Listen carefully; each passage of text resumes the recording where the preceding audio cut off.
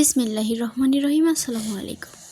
তো আজ কিন্তু তাবাচ্ছুমের মা রান্না করছে দেশি মুরগির দিয়ে আর আলু দিয়ে ঝোল, আর সাথে কিন্তু থাকবে চিতই পিঠা।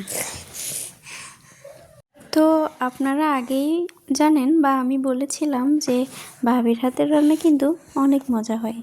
তো দেখেন, প্রথমে কিন্তু ভালো করে এই মশলাটা কষিয়ে নিল। আর একটা কথা দেখেন, এই মুরগির পেটে কিন্তু এই ডিমগুলা ছিল। তো আপনারা কিভাবে খান যে মুরগির পেটে যদি ডিম থাকে, এগুলা কি রান্না করে খান আলাদা, নাকি এটার সাথেই মানে ভুনে রান্না করে ফেলেন? আমরা কিন্তু এইভাবে রান্না করি। এই মাংসটার সাথেই কিন্তু এই ডিমটা রান্না করে ফেলবো। তবে মাংসটা প্রথমে রান্না করে লাস্টের দিকে আপনার এই ডিমগুলো দিয়ে দেওয়া লাগবে। তো যাই হোক, এক একজন এক এক রকম করে রান্না করে, বা এক এক জায়গায় এক এক রকম করে রান্না করে। তো আপনারা কিভাবে রান্না করেন সেটা কমেন্ট করে জানাবেন। দেখেন, ভাবি কিন্তু একদম লাল লাল মরিচ পাটায় বেটে নিয়েছিল, দেখেই কিন্তু একটা লোভ লাগছে। আসলে এই গ্রামে মাটির চুলার রান্না সত্যি অসাধারণ, আর সেটা যদি হয় দেশি মুরগি রান্না। আপনারা যারা শহরে থাকেন তারা কিন্তু এরকম রান্না মিস করেন খুব, সেটা সবাই জানে। তো আলহামদুলিল্লাহ, আমরা গ্রামে থাকি, অনেক ভালো আছি। তো দেখেন, ভাবির রান্না কিন্তু সব মশলাগুলো কিন্তু ভালো করে কষিয়ে কষিয়ে রান্না করছে।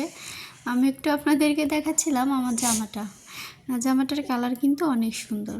তো দেখেন, ভাবিদের বাড়িতে আমি আর আলভি কিন্তু বিকালবেলায় এসেছি। আমরা প্রতিদিন বিকালবেলায় ভাবিদের বাড়িতে ঘুরতে আসি। তো দেখতে থাকেন, মাংসটা কিন্তু এখন দিয়েই দিল, মশলাটা কষানো হয়ে গেছে। আর এটা কিন্তু মানে কিনে আনা মুরগি না, এটা ভাবিদের নিজেদের পোষা মুরগি। তো মাংসটা কিন্তু এখন খুব ভালো করে কষিয়ে নেবে।